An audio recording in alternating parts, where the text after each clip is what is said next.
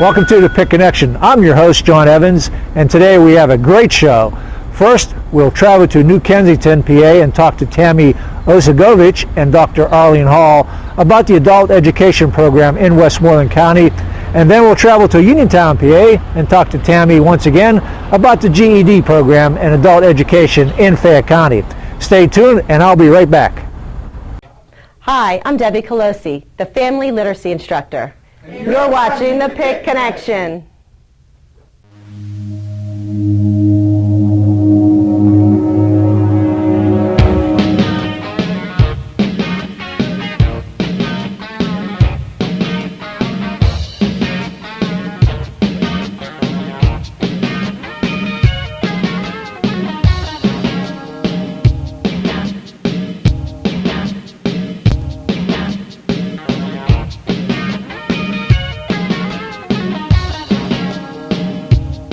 Welcome to the PIC Connection, and today we're on the lovely campus of Penn State, New Kensington. With me I have two lovely ladies, Dr. Arlene Hall from Penn State and Tami Ozegovich from the Private Industry Council, and I can't forget the Nittany Lion. We got to get that Nittany Lion in there. So we're going to have a great show today. We're here to talk about a partnership between the Private Industry Council and Penn State, New Kensington about the GED ABLE program. And Tami, for our viewers, can you explain that along with Dr. Hall? Sure. The Private Industry Council received funding to expand our adult education program.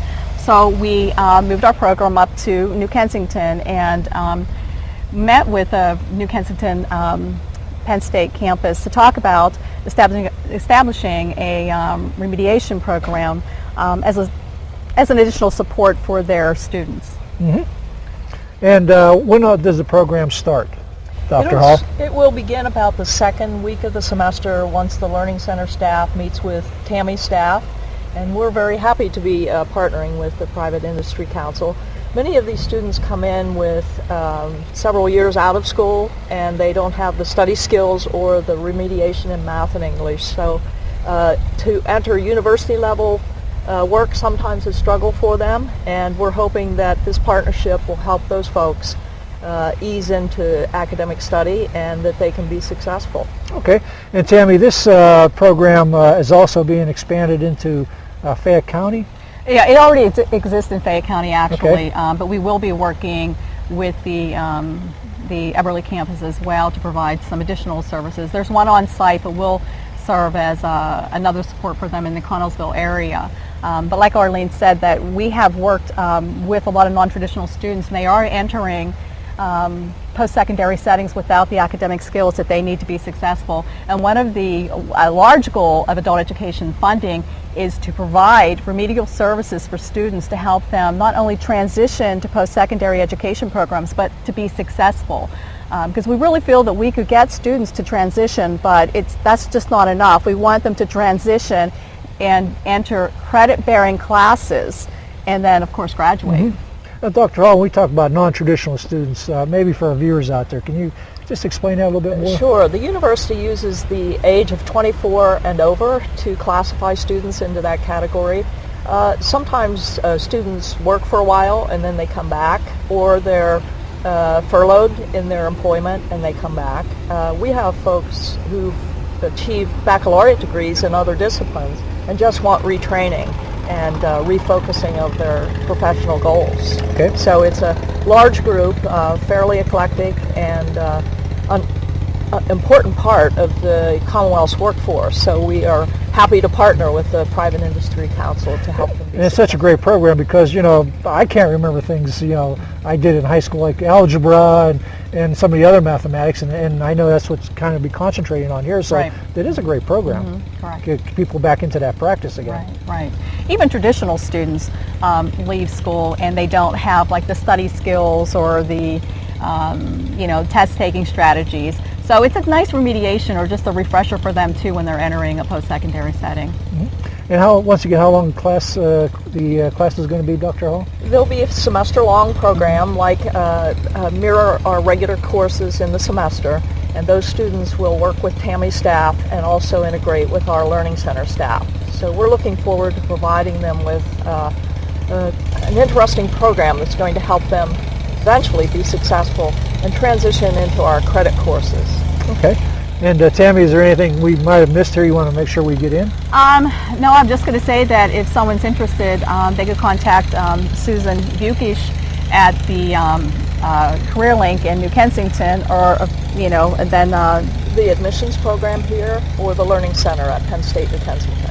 And I think the other thing I want to maybe mention is that they don't have to be students of Penn State. If they're interested in transitioning to Penn State, and they're not really ready to make that step, we can still take them in our program, introduce them to the campus, introduce them to the staff and the curriculum, and hopefully prepare them then to move into a post-secondary setting. Okay, I want to thank you both once again for coming on the PIC Connection. Dr. Hall, thank you so much again, and the Nittany Lion, thank you so much. Absolutely. We'll be back a little bit later. Visit the Private Industry Council website at www.privateindustrycouncil.com. We offer employer services, SAGE skills assessment, personal services, basic workplace skills, government procurement assistance program, customized job training, employer tax incentives, homeless prevention and rapid rehousing programs, welfare programs, and pathways out of poverty, services, training and certifications, eligibility, pathways for employers and pathways for partners, education, adult education services, education and technology, youth services, early childhood development, the Head Start of Fayette County, Dads Matter, pre-K counts, Steve Corson's newsletters, community benefits such as the PIC Connection, Telecommunication Center, community technology, links, contact information, the message board, and job openings. The Private Industry Council of Westmoreland and Fayette, where needs are met, goals are reached. You can also find the Private Industry Council of Westmoreland and Fayette on Facebook. Just search Private Industry Council for updates and information. Welcome back to the PIC Connection. I'm John Evans. I want to remind our viewers that the PIC Connection is broadcast on WMBS 590 radio out of Uniontown every Friday at 9:40 a.m. Please tune in, and right now we'll go back to the show. Hello, I'm John Evans, and welcome back to the PIC Connection. If you have any questions or comments about today's show, please email me at jevans@privateindustrycouncil.com, and I will select a few messages to read at the end of the next show. I'm looking forward to hearing from you, and also maybe from you, Nittany Lion. Stay tuned for more of the PIC Connection. Welcome to the PIC Connection, and my guest today is Tami Ozegovich, and Tami is the Director of Education for the Private Industry Council of Westmoreland and Fayette Counties. And today we're going to be talking about the GED program and the family literacy program that we have going on in Westmoreland and Fayette Counties. And first of all, let me thank you, Tami, for coming on the show today. No problem. Hey, this is an important program, two programs, the GED program and the family literacy program. And more importantly, I guess, for the Private Industry Council, I guess we're kind of back into Fayette County with the GED program. Right. Actually, this is the first time we've been in Fayette County to offer GED. Last year, or this year rather, the Bureau opened up the grants for bid, and we were able to submit a proposal to provide services in Westmoreland County, Fayette County, and so we were successful, so here we are. And that was pretty interesting too, that bidding process, because there was only 3 entities that granted the GED program in this area? Two. Two. There were actually Okay. 4 programs initially in Westmoreland and Fayette County, and currently there's only 2 programs operating in Westmoreland and Fayette County. Well, actually, we're the only program operating in Westmoreland County. Yeah, which says a lot about our organization, because Right. we have the expertise. Right. And been doing it a number of years, so they looked at us, say, yeah, Private Industry Council Well, they can only do that. funded the top performing programs. Oh, okay. So we were very, very lucky to get that program. Pat yourself on the back. We do. That's great. And where is the GED testing going to be held at in Fayette County? In Fayette County, Mhm. we have one public testing site in Fayette County, which is in Connellsville. Okay. And that'll be running every day, or what days will be open? Well, the GED preparation will be offered 4 days a week. It'll be Monday through Thursday, 9 to noon and 1 to 4. The actual testing will be offered once a month, 2 days each month. Okay. Now, Tami, you've been in education for a while, and the GED testing part of it, talking to you in the past, it's not an easy test, and you've often, when we've been doing shows like this on the radio or other TV shows, you always say, to the kids, stay in high school, get your diploma, because the GED test is not easy. No, it's not an easy test, and it is normed on graduating high school seniors. There's 5 parts to the test. There's the writing, language arts writing, and they have to write a 5-paragraph essay. There is the social studies, science, literature and arts reading, and then the mathematics. And the mathematics is, again, it's a very complicated test. It's not easy. The test will be changing in a couple of years. In 2014, the test will change, and it'll go all computer-based testing. Wow. Yeah, and like you said, stay in high school, get your diploma. It's a lot easier. It's a lot easier in a way. It is. Yeah, because I have talked to many people who've been out of, they quit high school for whatever reason, and for a number of years they decide they go back to get their GED. And, I hear them talk. It's tough. Yeah, it is a hard test. But I just want to emphasize one thing. I mean, we're not just a GED program, though. In our classes, we teach GED skills, but the emphasis of our program really is a transition our students to employment and training programs. So we might be teaching GED skills, but it's in the context of transitioning. Yeah, that's very important. Yes, it is. And many employers now, either they want that high school diploma or the GED. Working at the Career Link, I get job orders from companies, and 99.9% of the time, it's high school diploma or GED. So if you don't have either one of those, you're at a disadvantage. Right. Yeah. So and that's the Private Industry Council does prepare you for the work force. Tami, how long is the test itself if you take all those parts? About 7.5 hours. Okay. Now, if someone comes in and take the test, it starts at like 9 in the morning or something like that. Right. Do you get a break in between? We give a break in between each test. So if we administer the writing skills, that's a 2-hour test. After they take the writing, then they can take a break, and then we start the science test next. But everybody starts at the same time. Each test starts at the same time, same test. Then the next test is administered, but between each one is a break. Okay. Now, do people have to take classes before they take the GED, or is that? We recommend it. You can take the GED test 3 times a year. There are 3 batteries that are released each year, and which means that if you come in and you take one test and you don't pass that test, a section of the test, let's say math is probably the most difficult. It seems as though most retesting occurs in math. So let's say you pass pass 4 of the 5 subject or subtests, but you don't pass the math, then you can take the math 2 more times. If you don't pass the math after those 2 times, you cannot take the test again until the next calendar year. Oh, okay. Now, are calculators allowed into the... Calculators are allowed on one part of the test, and that's it. So it's an 1.5-hour test for math, and they're allowed to use it for the first part only. Okay. And what is the passing score for a GED? It's 2250 for passing, and it's an average of 410 in each of the subtests, but a total of 2,250 points. Okay. And how long will it take the people to get their results? It's always immediate. We scan the test, so we usually have the scores back within a day, except for the writing. Sometimes the writing might take a couple of days because they have to score the essay. And in Westmoreland County, where are the GED tests held there? We offer GED testing in our Greensburg office and also up at the Ellicott Career Link. Okay. Because I know we have a lot of, I draw people, well, we all draw people on the border of Westmoreland and Fayette County, so those folks can go to either county. Right, right. One other thing too is we're going to be offering adult education programs in Menneson, so I'm hoping once before we offered GED testing in Menneson, and we closed that site when we closed our center, but since we're going to have a presence again in Menneson, I'm going to ask the state to open our testing center there as well. Good. In the GED tests, Tami, what ages do you find? Is it all like, kids are just 17 or 18 who dropped out right before graduation to, people who are maybe in their 50s, 60s? It's all ages. It really is. It's all ages. I mean, We get recent dropouts to grandparents who never finished high school, and they one thing that they want to complete is their is get their high school diploma. Now the grandparents, they just want that high school completion, or are they even maybe looking to get more work by getting a GED? Or it varies.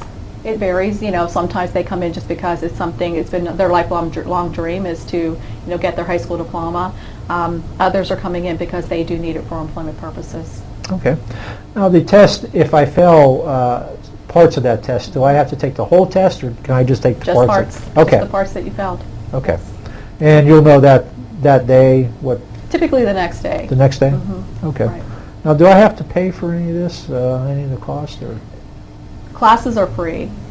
We're funded through the Department of Education, Bureau of Able, but the GED test itself costs, our cost is $60 or $15 per part. Mm-hmm. Now, is there any way I get help, say if I didn't have the money to pay for that? Is somebody able to help me Another out? county assistance office does provide assistance for anyone who's receiving assistance, but other than that, I'm not real sure. We used to have scholarships, but that scholarship money has dried up. Mm-hmm. How do I get referred to the GED program? Can I just call you, or does an agency have to refer me to go there? No, or? It's just walk in. I mean, you can just walk into our office, and then we'll sign you up for the test of adult basic education if you're interested in attending the classes.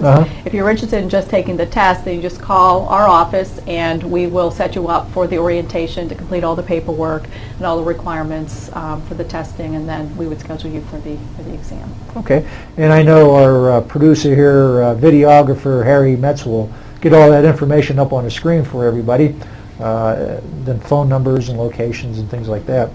And Tami, with the GED, and I've heard you talk about this before, but you always do like to involve the whole family too in this process, and family literacy comes into play with all of this. I know we have family literacy programs here in Fayette County and Westmoreland counties, but for our viewers, can you talk about that a little bit more? Yeah. Family literacy, our family literacy grant serves parents who have children up to, from birth to 3rd grade. And that program focuses on 4 different areas. We have the adult education component, which is very similar to our regular adult education program. It is, assisting parents in obtaining a GED, transitioning to employment or post-secondary training, or even just helping them improve their basic skills so that they can help their children with homework. Then we have parent education, and that parent education is anything from, providing them with information on, how to become more engaged or involved in the educational process of their children. So let's say that we have parents who have difficulties communicating with with schools. Then we would talk to them about, what is their role as a parent through the educational process. How can they be more involved, and how can they access services for their children if their children need additional assistance in school. It could be helping them assist their family in transitioning if the parent's interested in finding a job, and there are certain routines that families have in the home. So it's not just helping the parent transition, but it's helping the whole family transition. Mom's may not be there in the morning to get them on the bus. So how can they help their children prepare for that? Oh, okay. Or the parent doesn't have all the time in the morning now to get their children ready for the bus. So things that they can do at night, that children can do at night to help with that process, and the parents can do at night to help with the process of transitioning. So that would be a little bit of parent education, and also talking about milestones and developmental milestones of their children, so that they know their children are on a level playing field with their peers. And then we have the early childhood education, and we work closely with the Head Start programs, of course, our Head Start program here in Fayette County, Head Start programs in Westmoreland County, because we want children to have that early childhood experience before they start school. And then we also work with the school districts too, just again to make sure that kids are on a level playing field as their peers. And then the last component is the they call it ILA, interactive literacy activities, and that's when we provide an academic activity, usually related to reading, and we bring the parents and the children together to engage in that activity, because again, we want them to take we want them to take the role as their child's first and primary teacher, because it's really, really important to have the parents involved, again, in the educational process and being that first teacher to their for their children, reading to them at an early age, exposing them to vocabulary. So those are the things we look at in our family literacy. Yeah. Harry will be putting some film up of some activities that the Private Industry Council held earlier. And it really is a neat program. What I was watching, the kids are, writing and coloring, and there's folks there talking about the education part of it. Right. And people can just come in on these activities, right? Right. Yes. And they can walk in and bring your children and. Right. Okay. How often is stuff like that held? Typically, we have a program twice a month. Okay.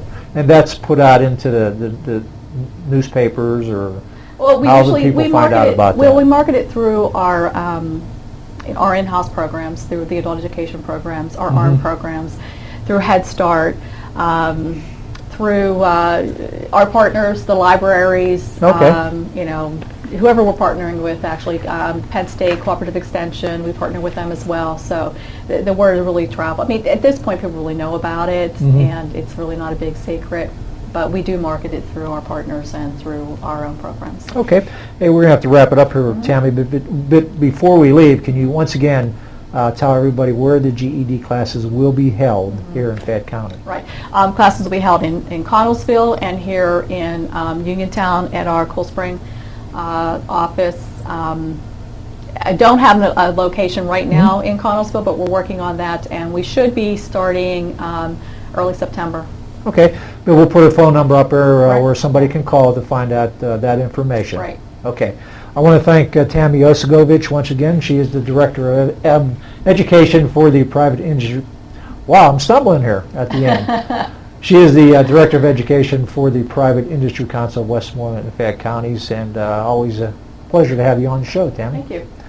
And we'll be back a little bit later. Okay. I'm Carol. I'm Susan. I'm Melanie. I'm Chris, and we are Steel Time Paranormal, and you are watching the PIC Connection. Visit the Private Industry Council website at www.privateindustrycouncil.com. We offer employer services, Sage Skills Assessment, personal services, basic workplace skills, government procurement assistance program, customized job training, employer tax incentives, homeless prevention and rapid rehousing programs, welfare programs, and pathways out of poverty, services, training and certifications, eligibility, pathways for employers and pathways for partners, education, adult education services, education and technology, youth services, early childhood development, the Head Start of Fayette County, Dads Matter, pre-K counts, Steve Corson's newsletters, community benefits such as the PIC Connection, Telecommunication Center, Community Technology, links, contact information, the message board, and job openings. The Private Industry Council of Westmoreland and Fayette, where needs are met, goals are reached. You can also find the Private Industry Council of Westmoreland and Fayette on Facebook. Just search Private Industry Council for updates and information.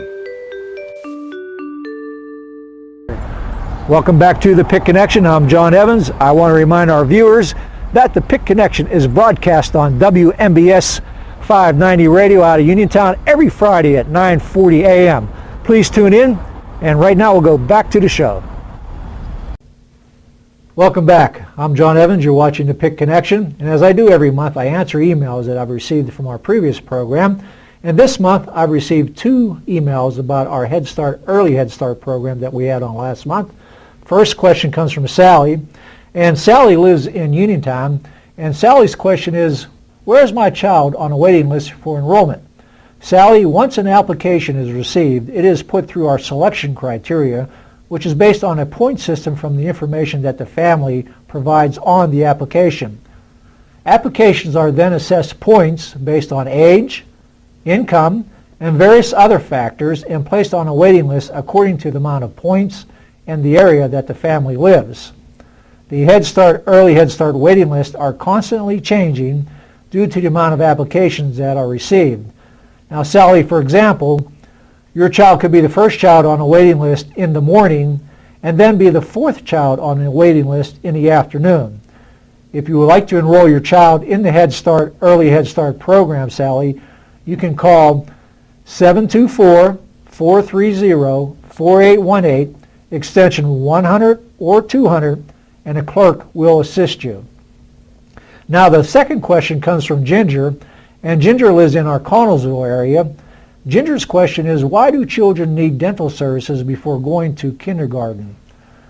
Ginger, children are to see dentists on the onset of their first teeth around the age of 1. Prevention starts with proper dental care at an early age to prevent future concerns. Early visits to the dentist will ensure that parents are receiving information on proper diet, nutrition, and dental health care. The Head Start, Early Head Start Health Team are members of the Oral Health Task Force, sponsored by Cornerstone Care, and they service Washington, Fayette, and Greene counties. There is a registration form, Ginger, that you have to fill out, and our producer, Harry Metz, will place it on the screen for you, that parents can obtain and fill out and then send in to receive incentives for some really great items such as big screen TVs and laptops. If you would like more information about dental health care, Ginger, you can call the Head Start, Early Head Start Administrative Office at 724-430-4818, extensions 100 or 200, and a clerk will assist you. Now keep those emails coming, and I'll answer a new set of questions next time. I'm going to close the show today with some pictures from our after-school program, so please enjoy and thank you.